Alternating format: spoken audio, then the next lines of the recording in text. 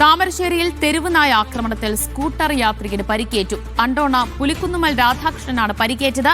സ്കൂട്ടറിൽ പോകവെ തെരുവ് നായ്ക്കൾ കൂട്ടത്തോടെ വന്ന് ആക്രമിക്കുകയായിരുന്നു. രാധാകൃഷ്ണനെ കോഴിക്കോട് മെഡിക്കൽ കോളേജിൽ പ്രവേശിപ്പിച്ചു. ഇന്നലെ ജോലി കഴിഞ്ഞ് 10:11 ഞാൻ വീട്ടിൽ വരുമ്പോൾ തെരുവുനായ്ക്കളെ കൂട്ടത്തോടെ വന്നാക്കുന്നത്. അങ്ങനെ വണ്ടി മറിഞ്ഞ് ഈ രീതിയിൽ പരിക്കുകളും കാര്യങ്ങളൊക്കെ ബെഡ് റെസ്റ്റായി.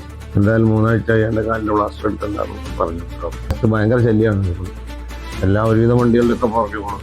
കുട്ടികൾക്കൊക്കെ സ്കൂളിൽ പോകാനൊക്കെ ഭയങ്കര പേടിയാണ്. സമീർ സി മുഹമ്മദ് ഉരങ്ങ് നൽകും. സമീർ, സാരമായ പരുക്കുണ്ടോ ഇദ്ദേഹത്തിന്? ദിവ്യ, താമരശ്ശേരിയിലാണ് ഈ സംഭവം ഉണ്ടായിരിക്കുന്നത്. അണ്ടോണ അങ്ങാടിയിൽ വെച്ചുകൊണ്ടായിരുന്നു യുവാവിന് ഈ ബൈക്ക് യാത്രയ്ക്ക് നേരെ ഉണ്ടായുള്ള തെരുവുനായ ആക്രമണം. ഇതിൽ സാരമായി തന്നെ ഇദ്ദേഹത്തിന് പരിക്ക് പറ്റിയിട്ടുണ്ട്. കൂട്ടത്തോടെ തെരുവുനായകൾ ഓടിയെടുക്കുകയായിരുന്നു. ഇതോടെ ഇദ്ദേഹത്തിന്റെ സ്കൂട്ടറിന്റെ നിയന്ത്രണം നഷ്ടമാവുകയും വീഴുകയും ചെയ്തു. തുടർന്ന് നിരവധിയായ കടികൾ ഏൽക്കുന്ന സാഹചര്യമുണ്ടായി. കൈകൾക്കും അതുപോലെ തന്നെ കാലിനും പരിക്ക് പറ്റിയിട്ടുണ്ട്.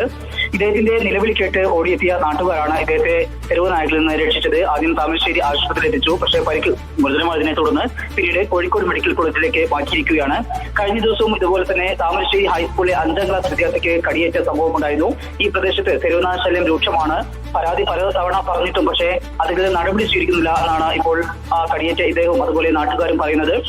രാധാകൃഷ്ണൻ എന്ന വ്യക്തിക്കാണ് ഇപ്പോൾ ഗുരുതരമായി പരിക്ക് പറ്റിയിരിക്കുന്നത്. ശരി.